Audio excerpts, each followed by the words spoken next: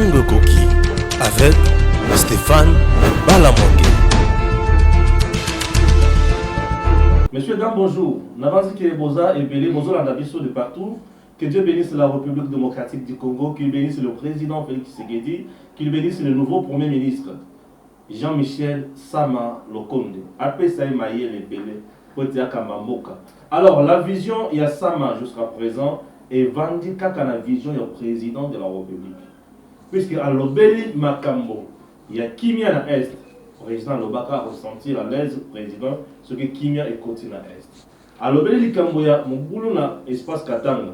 J'ai apprécié. À l'Obéli Likambo, il y a gratuité d'enseignement, il y a soins de santé, il y a justice. Waouh!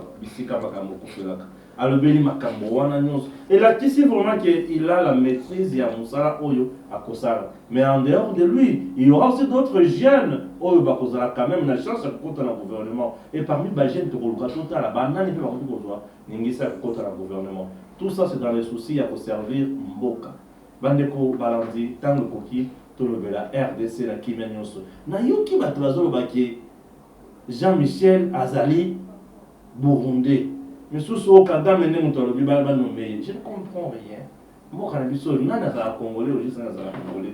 c'est horrible. Alors, les qualités, il y a ça, mais comment c'est la qualité et est-ce que l'homme sera vraiment à la hauteur et à la tâche? On en parle bien sûr dans cette émission avec Palmer Kabea. Il est l'un des analystes et en même temps membre du mouvement citoyen Filimbi. On a sifflé pour que les choses mauvaises s'arrêtent et que la bonne gouvernance trouve sa place en RDC. Le Congo appartient à tous. Merci. Palmer, bonjour. Bonjour Stéphane. Comment? Très bien. Sam, 43 ans, Premier ministre, 29 ans, député national. Un parcours compliqué là. Jean-Michel Sama Lokonde Kenge, il est né à Paris en 77, c'est assez connu, il a fait ses études à Lubumbashi, c'est un chimiste. À 29 ans, il était député national élu de Lubumbashi. À 37 ans, il était ministre de Jeunesse et Sport.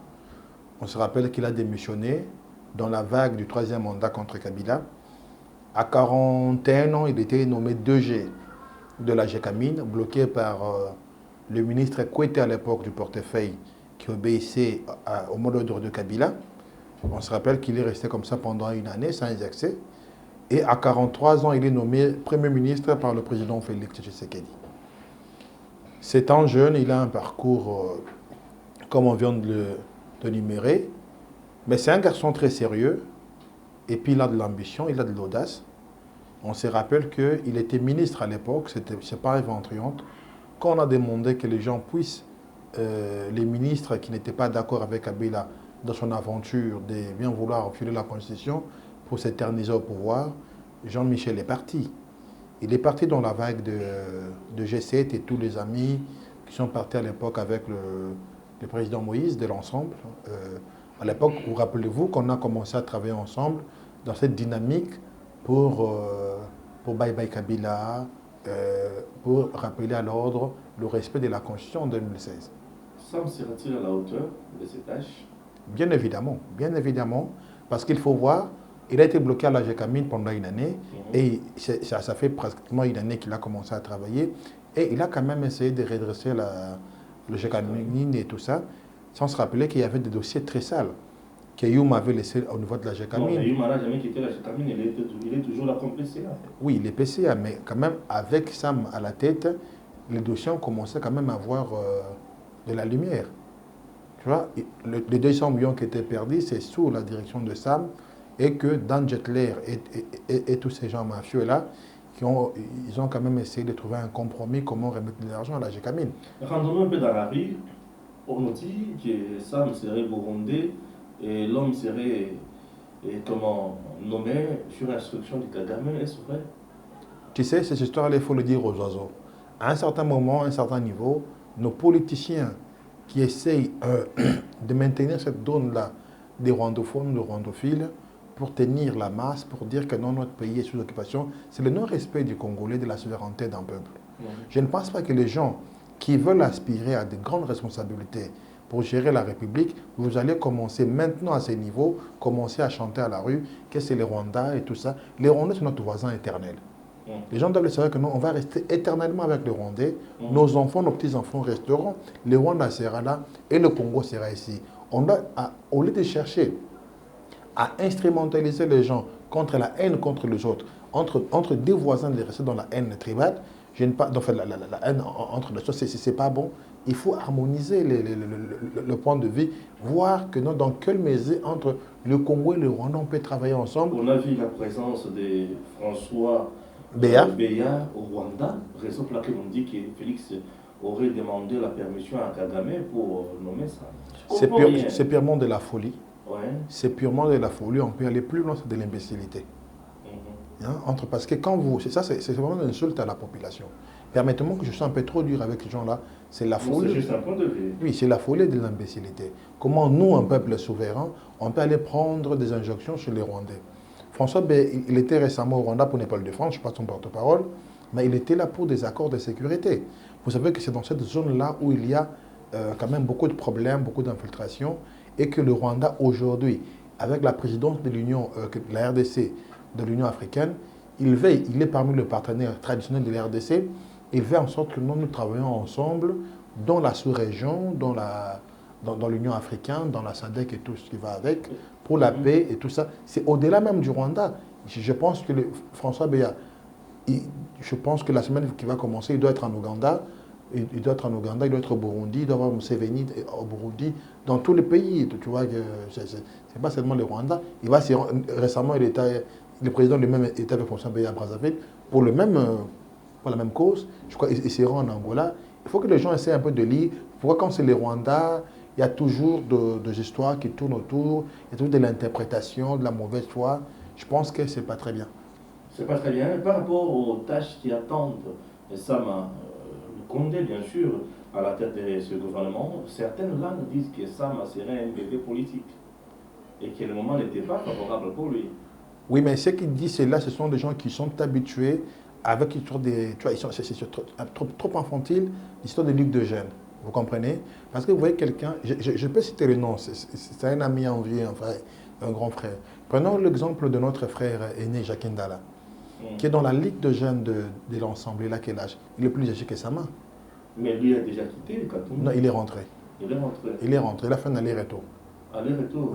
Qu'est-ce qui a changé chez Katoum pour qu'il rentre? Oui, mais il faut voir, mais il est rentré. Je t'informe qu'il est de retour. Prenons notre ami, le musicien de Lexis Légal. Il est avec Fayoulou, il s'est dit jeune et tout ça. Même l'autre député, le candidat malheureux, l'ancien Québécois, là. Ils sont là. Mais le Christ a combien? Il a 48 ans.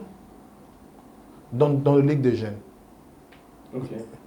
La plupart, ils ont 40, 41, 42, 38. Beaucoup. Donc, ça bien sûr. C'est pourquoi ça fait mal à tous ces gens. C'est pas un bébé politique. Je vous ai envoyé les messages. Je vous ai dit qu'à 29 ans, ça m'était député. Et la plupart de ces gens-là n'ont jamais eu de mandat électif. Déjà à 29 ans, la population lui a donné. Il était le porte-voix de tout un peuple. À 37 ans, il était ministre.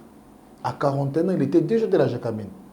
Il faut se rappeler, la Gécamine, ce n'est pas comme toutes les autres entreprises de l'État. Et à 43 ans, il est Premier ministre. Mais en quoi ces gens disent que non, il est bébé politique? En quoi? On ne comprend pas. On comprend bien. Il a milité auprès de l'ambassadeur itinérant du chef de l'État, Danny Banza. Actuellement, il est en mission à l'extérieur du pays pour des coopérations extérieures. C'est quelqu'un qui est resté rigoureux, sérieux dans ce qu'il fait. Il n'est pas comme tous ces vieux-là qui disent des adultes, mais qui sont versatiles, qui changent à tout moment. Voyons aujourd'hui quelqu'un... Si on le compare à Ilunkamba, on dit comment... Non, c'est la folie, c'est la folie, c'est la folie. Comme Ilunkamba n'a pas été aussi à la hauteur non, de mais, ses tâches. non, mais tout ce qu'on connaît d'Ilunkamba, c'était un vieux qui réfléchissait par procuration. C'est-à-dire? Ilunkamba, il était là pour le peuple congolais. Mais quand il a fallu qu'Ilunkamba prenne des décisions sérieuses sur lui-même et sur la population, sur la nation, on a vu que le vieux n'avait pas cette capacité-là. Il devait aller avoir la procuration auprès de Kabila Lubumbashi. Il a pris l'avion pour aller chez Kabila Lubumbashi. Mais le vieux, il est professeur d'université. Il devait s'assumer à ce niveau-là. Entre lui, entre son honneur, sa carrière politique, sa carrière, il a une carrière académique d'ailleurs, au-delà de la politique. C'est un scientifique. Il doit voir au-delà de la politique. Je suis professeur d'université. Il a une thèse à défendre. Très bien.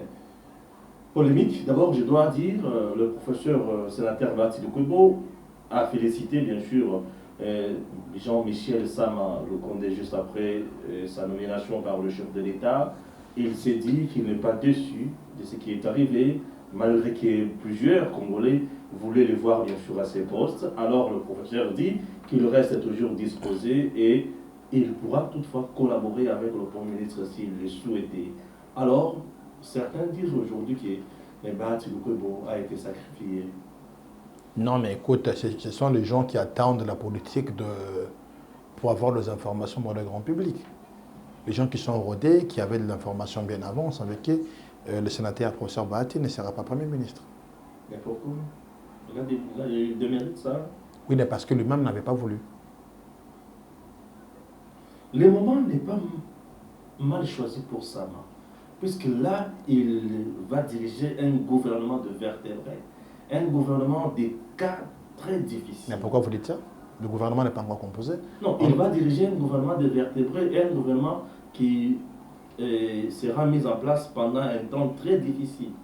Puisque là, tout le monde regarde Félix, tout le monde veut voir si réellement Félix va encore dire que c'est ce qui bloque. Non, écoute, c'est répondre là aux questions liées à la population, c'est un problème. D'ailleurs, c'est un bon moment. C'est un bon moment qu'il faut diriger parce qu'ils n'ont plus le main lié, parce qu'ils ont maintenant une assemblée qui est acquise à leur cause. Ils n'ont pas de gens qui vont être là, qui répondaient, comme je dis, au-delà du Lunkamba, qui réfléchissaient par procuration, mais il y en avait plusieurs. Il y avait Mabunda qui faisait la même chose, il y avait Tambo Mamba qui faisait la même chose. Vous voyez, maintenant, ils n'ont plus le mal lié, il y a une liberté, et donc l'Assemblée est avec eux, et la population est avec eux.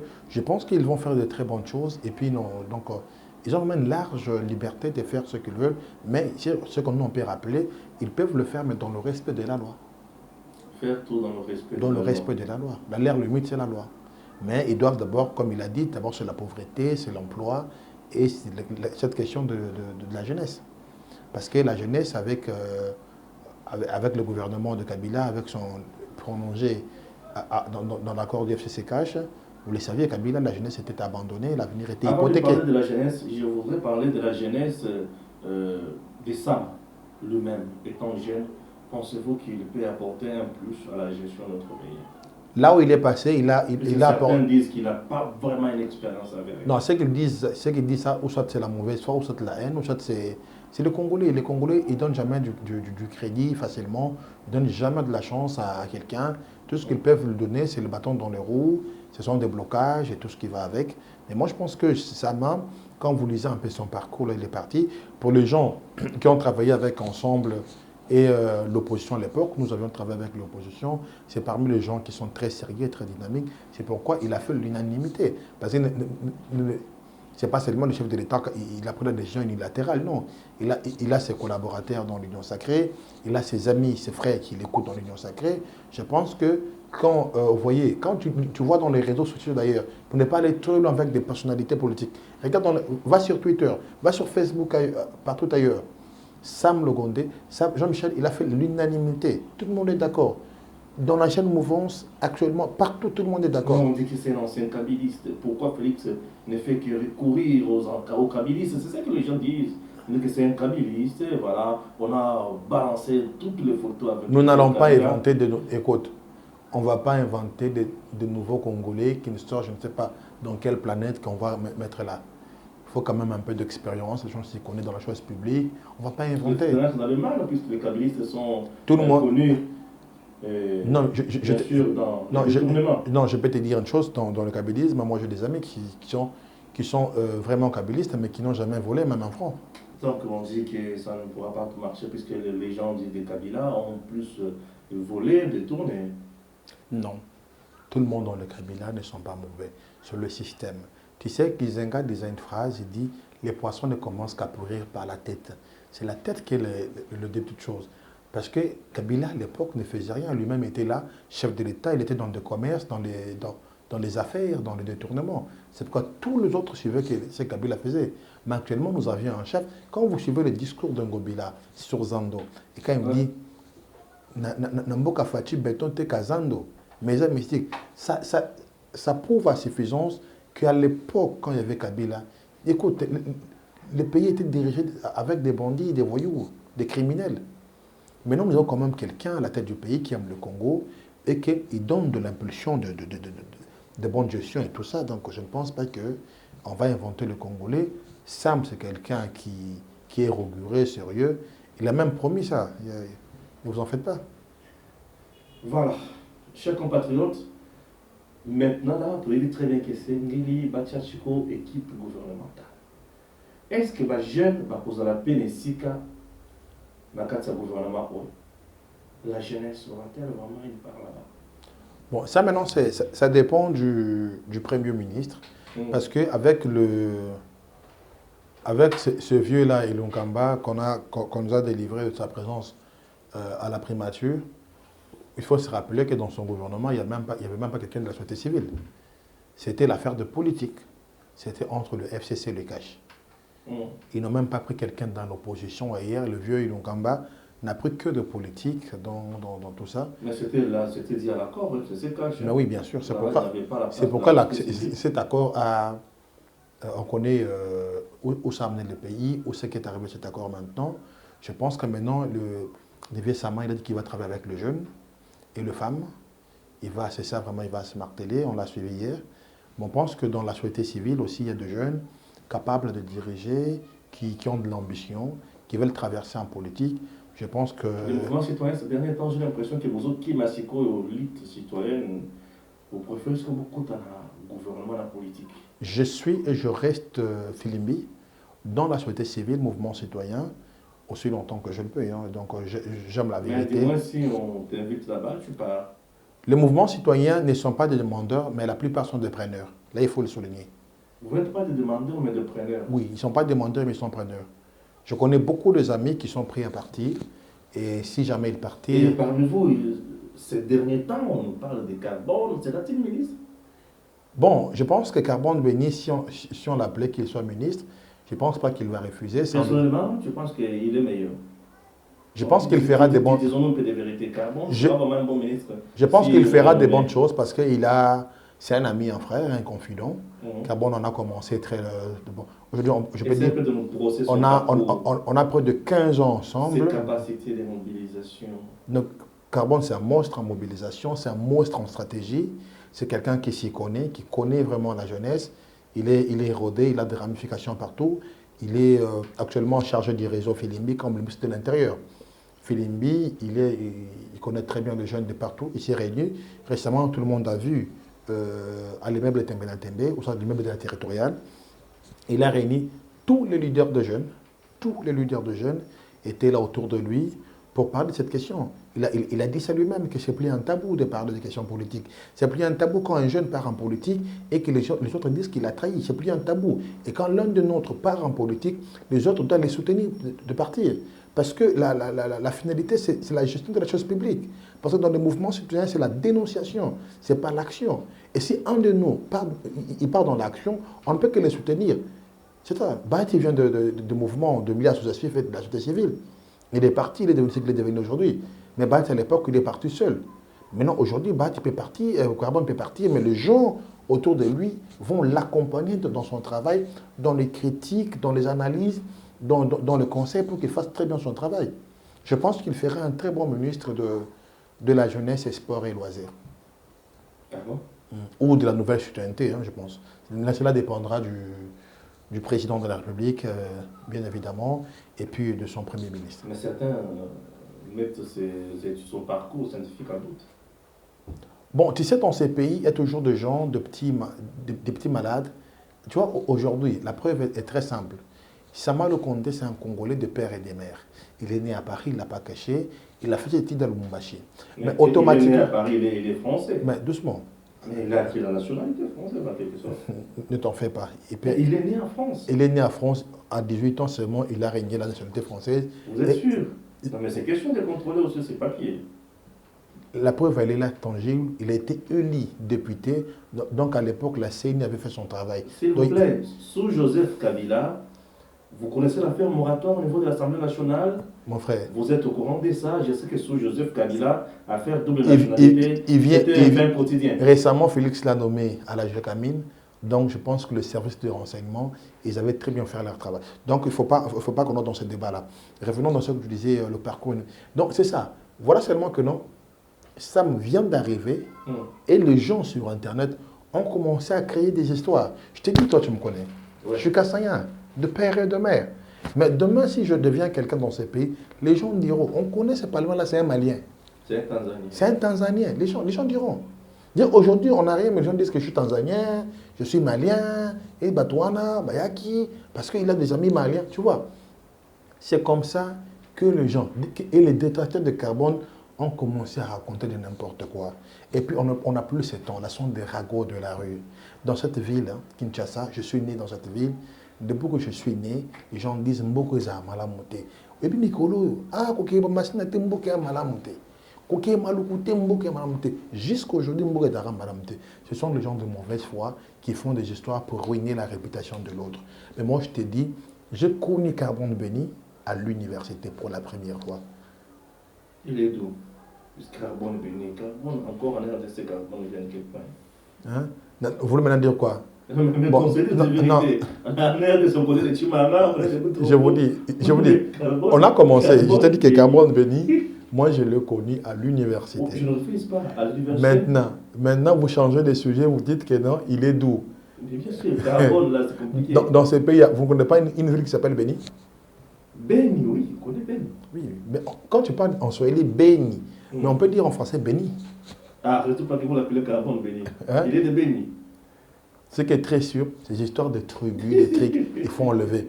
Carbone Béni, Israël Carbone Béni, c'est un Congolais, Congolais de père et de mère. Je pense que son père est du Grand Kassai et sa mère a des origines de l'Est de la République. Donc c'est un Congolais, donc ne vous en faites pas. Merci. Il y a un problème sérieux dans notre pays. Tout le monde qui vient à la tête du gouvernement ou à la tête du pays nous parle de l'insécurité à l'Est, nous parle de l'éducation, nous parle de la santé, mais au finish, la situation reste toujours la même.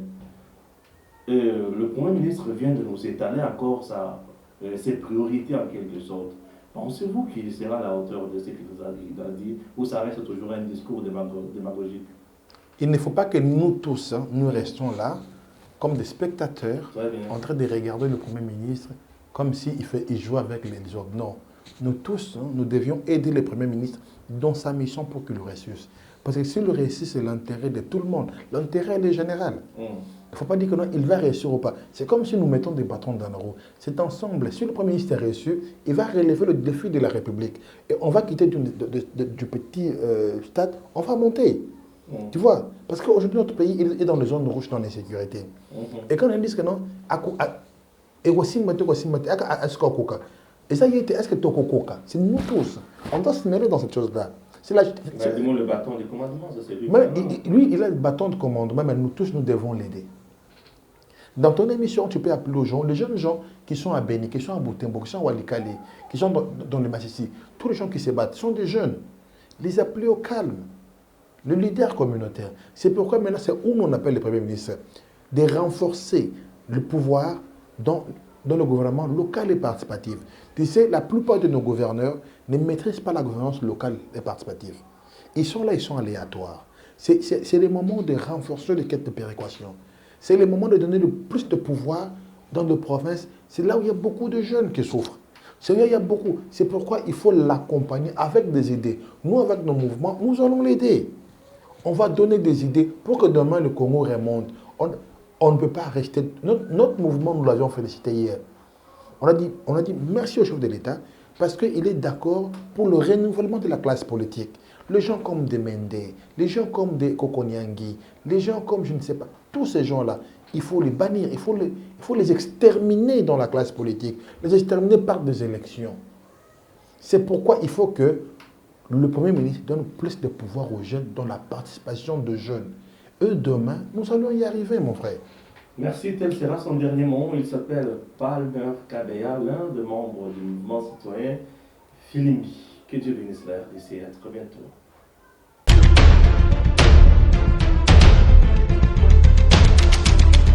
Tango Koki avec Stéphane Balamongue.